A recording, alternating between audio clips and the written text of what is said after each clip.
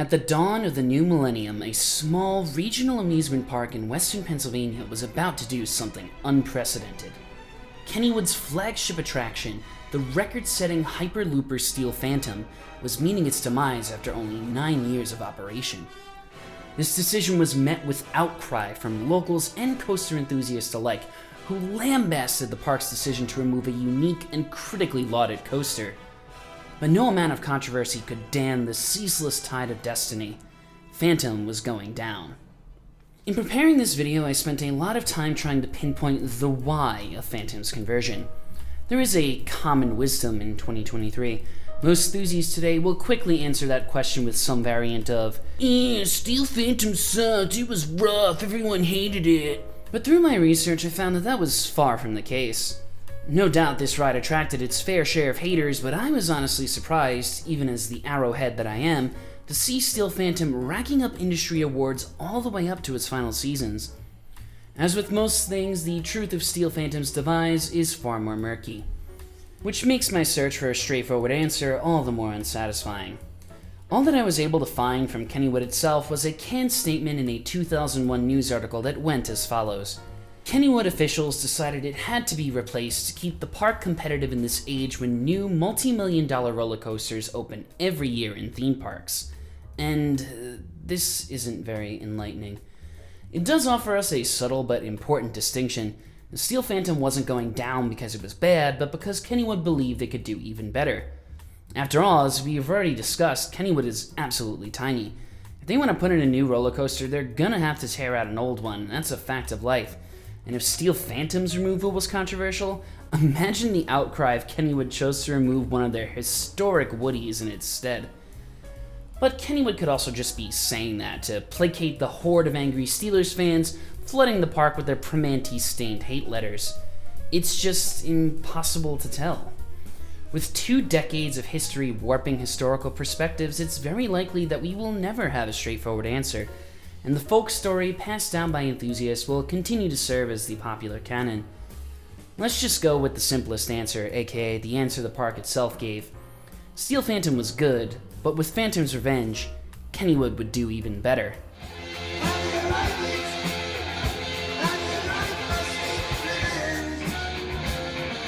Before I continue though, an important update. My influential contacts within the newly formed Cedar Flags have informed me that the true mastermind behind Salim's attempt to take over the amusement industry is none other than Alan Schilke, founding member of the recently revived DIN Corporation. These trustworthy sources have discovered that Schilke plans to replace the restraints on every wooden coaster in the chain with his patented single-rail thigh crushers. Please like and subscribe to the channel before it's too late, as with enough numbers we will be able to create a human vertical loop to scare Schilke away. Thank you. Was this, like, a good idea?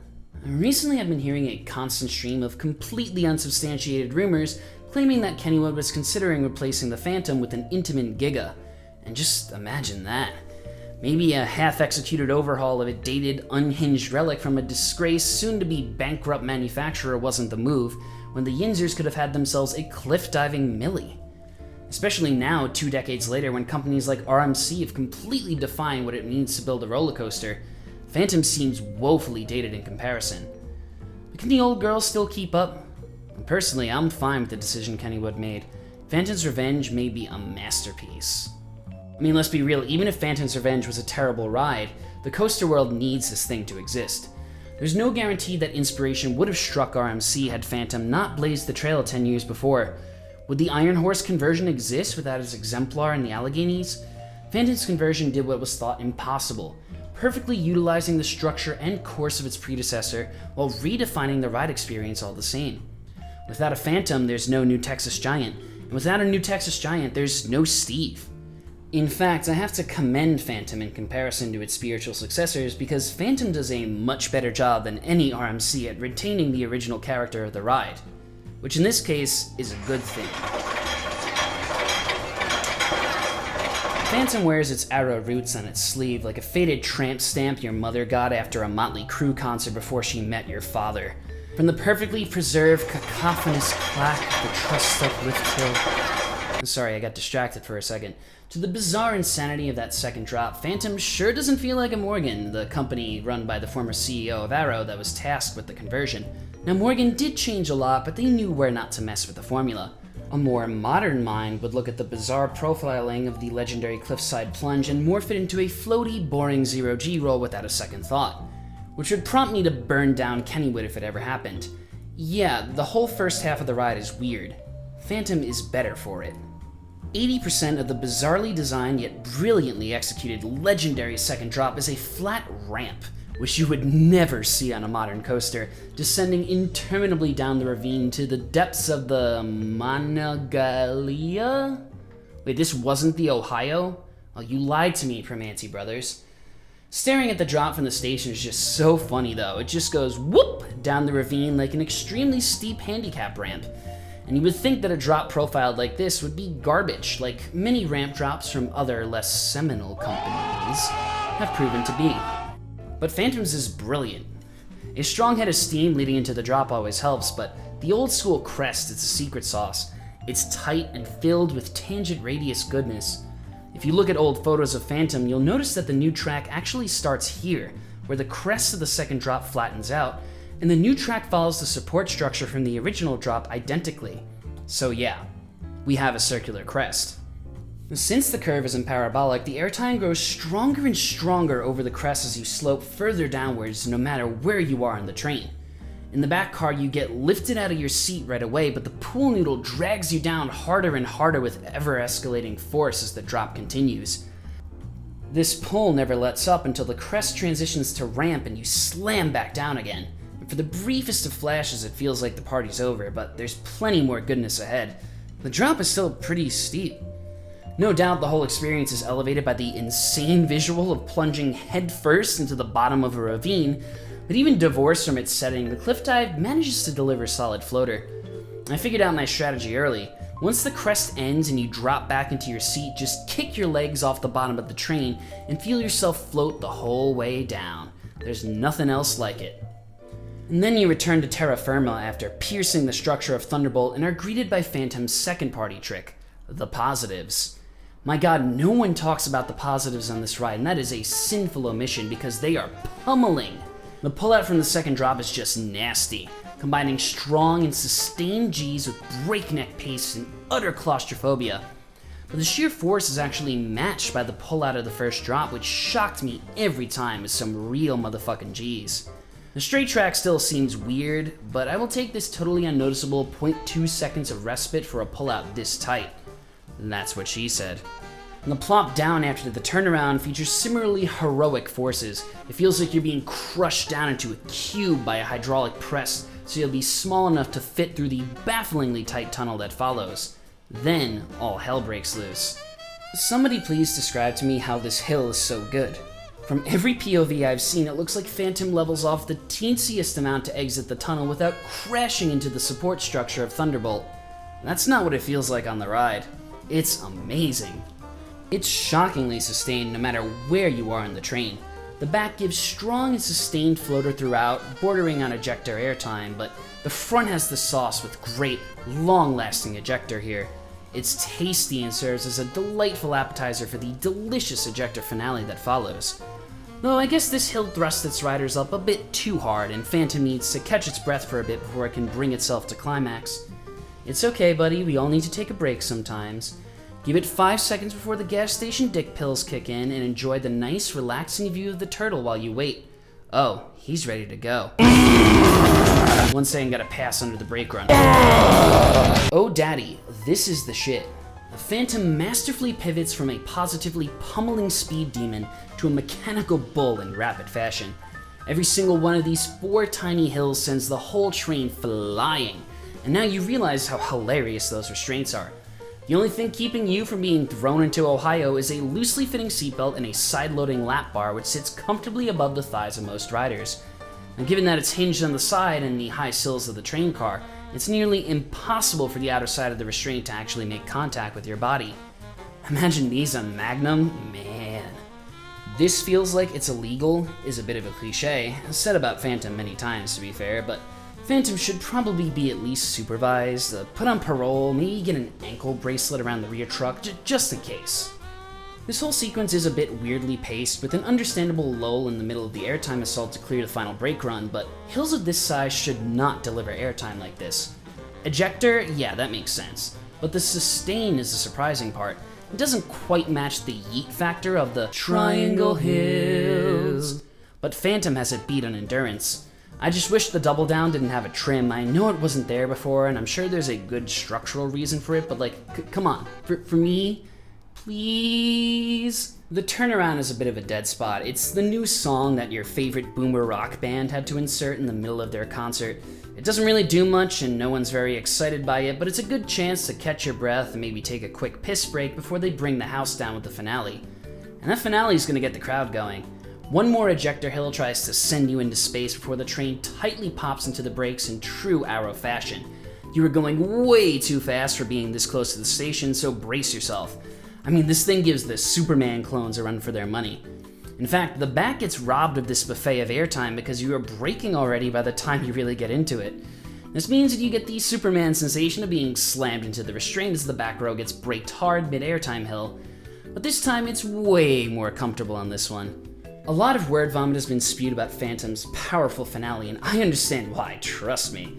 What I think gets lost in discussion sometimes is the variety that Phantom delivers. It's the opposite of a one-trick pony. Like other great old coasters, Phantom swaps personalities effortlessly. From the speedy Dr. Jekyll to the vengeful Mr. Hyde. It's like getting into the center of a Tootsie Pop when it goes from sweet sugar to chewy deliciousness. It also makes Phantom infinitely re-rideable. The crazy airtime of the back half relieves you from the crushing positives of the first half, leading to a very well-rounded experience. I'm sure it's short, but I never got off Phantom feeling like I was shortchanged. And that's more on Kennywood anyway, given their limited budget and tiny footprint. The ops were great, dispatches are pretty fast, and there's no air gates, so if you want more, just get back in line. There is one final thing that makes Phantom stand out, and I've alluded to it many times already. It's unique. It's just full of character. The glorious Arrow lift hill adds a lot, obviously, but Phantom is just one of those coasters that make you lean back and think, wow, this thing is so cool. The way it pops out and snakes over the ravine, framed against the industrial backdrop of the old steel mill. The way it presents itself to future patrons waiting in the station, ostentatiously tossing its riders out of the car while blazing by at high speed. The whole aesthetic of the thing, it's very industrial punk with the lattice structures and bulky supports, and yet it doesn't really look like an Arrow. It looks like something completely its own. It was cooler when it was mint green, but whatever, go Ravens, I guess? The coaster enthusiasts are going to travel from around the world to ride Phantom. Unlike, say, a B&M Invert or a Gerstlauer Eurofighter, you can't just schlep over to your home park and get a comparable experience. And that's becoming less and less common lately. Modernity has homogenized the roller coaster experience in many ways, and this is not necessarily a bad thing, as modern rides offer elements that companies of yesteryear could only dream of. But a bit of variety is lost in the process. New Intamins are starting to feel like RMCs, and new RMCs feel like every other RMC. RMC never misses, sure, it's like the Sam Adams of coaster manufacturers. You know, every winter you're getting the cold snap, and every summer you're getting the Sam Summer. Maybe once a year you'll see a new flavor flash on the market before disappearing. It's tasty, you get a nice buzz, and then you move on because it's the exact same beer you've been drinking for years. But Phantom is the church brew works. Some crazy motherfuckers who bought out a church to turn it into an angelic beer factory that churns out cans the size of your face. Enjoy the new 2-liter silo can. You walk through that door and you know you're getting something different.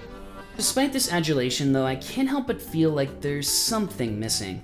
And there are a few moments where Phantom noticeably steps its foot off the gas in a way that its predecessor certainly did not. Mimi Morgan went a bit too far in the other direction when smoothing out Arrow's rough edges. My mind is inexplicably drawn to Viper's first drop, which is the inspiration for Phantoms, not just because I think about it way too often, which I do, but that's besides the point. Legit, I think Viper features one of the best non-straight first drops in the industry. The long train gives the front overhang over the brief section of straight track, flexing its height and building tension in a manner reminiscent of a dive coaster. And for those seated in the back, though, the tight crest provides a violent and delicious pop of ejector airtime before throwing its riders into some absolutely wicked banking that gives a strong burst of laterals. Laterals continue as the track gently but unnaturally unbanks, which is an awesome feeling, and riders are crushed at the valley by solid positive Gs. I came into Phantom expecting this glorious experience because, like, come on, look at them, they're the same drop. And the positive Gs were great, but I was left extremely disappointed when the first drop delivered a moment of weak lift and gentle turning. I don't know if Steel Phantom felt like this, of course, because I never wrote it, but I think I have enough grounds to make the assumption that it was at least a bit wilder. The ejector finale is great, and it comes close to matching the power of Magnum's unhinged finale, but it doesn't. I mean, nothing can. Oh daddy. And that whole ravine run, the awesome low to the ground pullout transitioning into the scenic overbank, it's fast and smooth. Too smooth. It's utterly devoid of the weird kinks and awkward transitions that provide some needed jank to this somewhat weak spot, like the insane ejector pop going into the corkscrews in the Carolina Cyclone, or that fun little shuffle going down the second hill of Magnum that gives an otherwise boring element some character. Oh god, he's gonna say it, isn't he? Someone stop him. He's gonna say it. He's gonna say it. Steel Phantom looks like a better ride. Like, Phantom's Revenge is crazy, but Steel Phantom is out for blood. Phantom's Revenge is imposing enough to serve as the final boss, but like, you know, halfway through the boss battle, when you thought you won, but suddenly the boss transforms into something way stronger and way more terrifying, its true form? That's Steel Phantom. We've been robbed of Steel Phantom's true form, and in the process we've lost something truly special. Okay, well that's what I wanted to say, but I can't lie. While gathering the footage for this video, I have to conclude that maybe the haters were right. The original looks brutal. Every single reverse POV I see shows riders' heads bouncing around like a pinball. You can ride most arrows defensively and get a completely pain-free riding experience by leaning into the transitions, but Steel Phantom has so much coming at you so fast that there's no way anyone can keep up. As painful as it is for me to say, even I will admit that Steel Phantom probably took things a bit too far. But then I look at Steel Phantom's POV and I can't help but yearn. That comically tight valley that leads into the world's funniest straight ramp before the loop, a split second of 5 punishing Gs that would be inconceivable in a modern design. The requisite set of trims that put up a valiant effort but are woefully inadequate against the sheer momentum of the furious train. I wax poetic about the trash compactor feeling you get going through the vertical loops on Viper. Steel Phantom takes this up another notch, hitting 6 Gs through the element. The Batwing is taken at inhuman speed, a full 2.3 seconds faster than Viper, and I clocked that. Hell, the whole back half I had to check my YouTube settings to ensure I didn't leave the video at 1.25 times speed by accident. They do not make rides like this anymore. And each time we lose a Radwood-era arrow, a unique experience is forever buried in the ever-shifting sands of time. And that said, most everyone will contend that Phantom's Rebirth was a brilliant decision. Phantom's Revenge is powerful but infinitely re-rideable, and Steel Phantom ground its riders to a pulp. It was truly too much, a fateful example of what happens when ambition outpaces innovation. But 5 rides and the millennial masterpiece that is Phantom's Revenge has only fed my desire to hop in the DeLorean and ride the original just one time. Much like my childhood reminiscence of Drakenfire, Steel Phantom only exists now as a perception, a fever dream. But it is a dream of mine, and we should all chase our dreams, right? Obviously that's not going to happen. But that's okay, because sometimes things do rise from the dead, and there's still plenty to dream about today. Isn't there?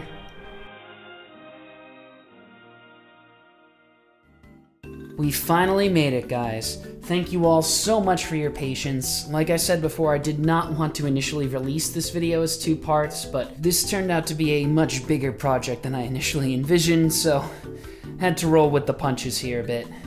For those of you who would prefer to watch the whole video at once, I don't understand what you're doing here at the end of the second video, but I will be releasing a single director's cut that'll combine 1 and 2 together, and it'll probably be about 35 minutes long.